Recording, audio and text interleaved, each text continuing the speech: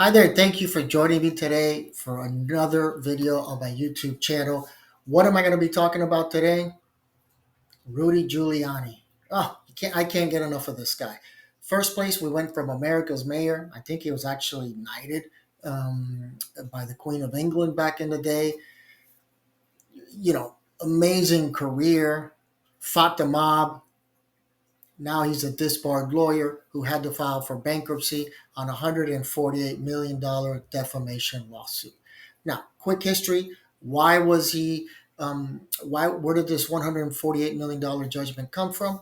Well, simply, there was two election poll workers from Georgia, a mother and daughter, who he was constantly defaming on the news, Fox News, of course, and they were handing out like junior mints. And he was saying they were handing out the USB jump drives, like vials of cocaine, to change all the votes that came in.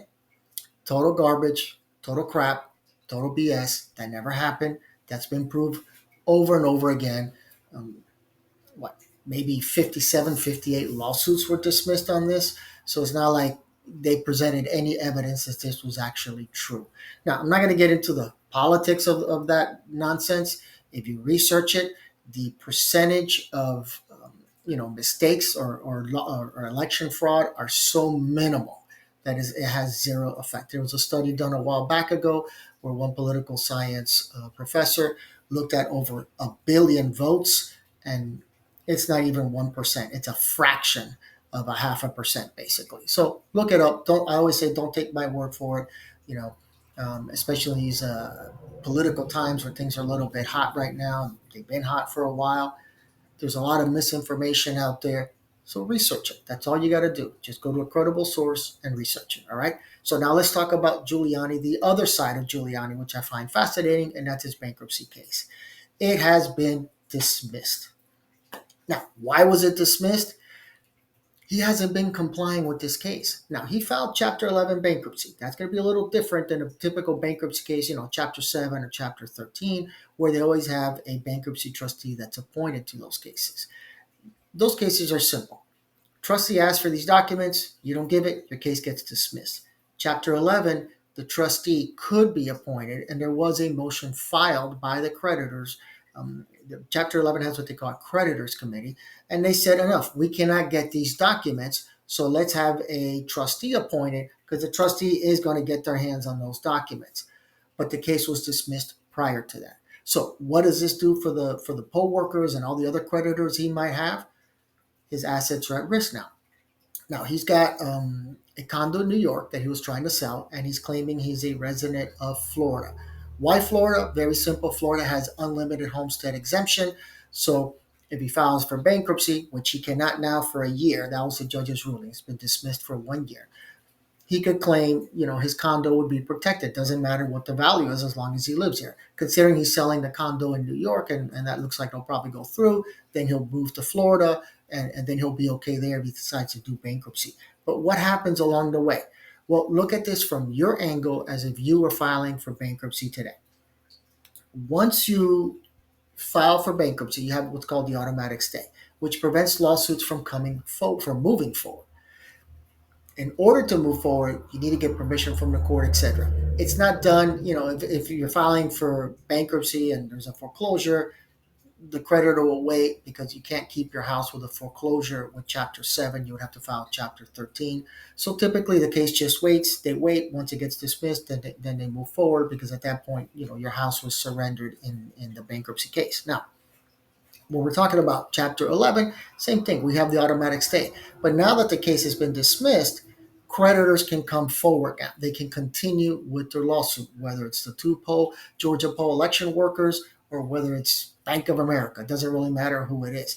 They can freeze his assets. They can put liens on his property. They can do any other thing that they would do to you and I, garnish his wages. He doesn't really have wages, apparently. Well, he was there was in Miami, there was a coffee company that he's been promoting. But guess what? They're also in bankruptcy. You can't make this stuff up. So the creditors can proceed. The only way to stop that is, of course, with the automatic stay. Now, what he is going to do is he's probably going to file an appeal on that $148 million judgment. If it takes a year, then that's the answer. It takes a year that he can maybe refile for bankruptcy then. What is the danger? The danger is shifting assets. Got money over here, let's put it over there, and continue to do that. So the creditors are going to have to get aggressive to prevent that. Maybe, freeze bank accounts if there's any money in there at this point, put liens on his assets. Anything they can do, they're going to have to push forward. But again, apply it to your case. It's the same thing that a creditor could do. We see these collection companies all the time freeze bank accounts. They can do that to him as well. They can put a lien on his car, whatever it might be. But that's the situation he's facing today. So a definite fall from grace from America's mayor to someone who's basically bankrupt and has this $148 million judgment that somehow has to get paid. Even if he filed for bankruptcy, because it's a defamation, it's considered what we call an intentional tort. It was even being argued, and the judge agreed this is probably not even something that could be discharged in bankruptcy anyway. So, the only option is Giuliani, I think, is 80 years old. So when he passes away, and that case goes into probate, and all his assets, wherever they're going to go, creditors can jump into the probate case as well and take away all the assets that are there. Now, it could go into irrevocable trust and things like that, things that it's beyond my pay grade. It's not something I do. That is an option. It's not 100% because usually there's what we call a look back period, how far they can go back and break down that irrevocable trust. Typically, it's like 10 years. So that is an option.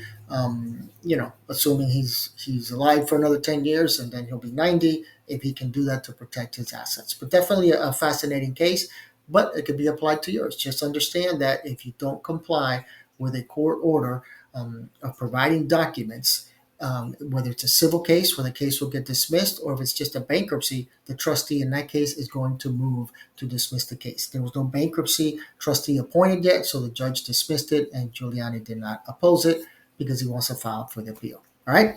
So thank you for joining me for today's video. If you have any questions, like always, you can post them down in the comment below, and I will actually post the original post here in the comment section so you guys can read that post if you have any questions. All right. Take care, everybody. It is the beginning of the week, and be safe out there.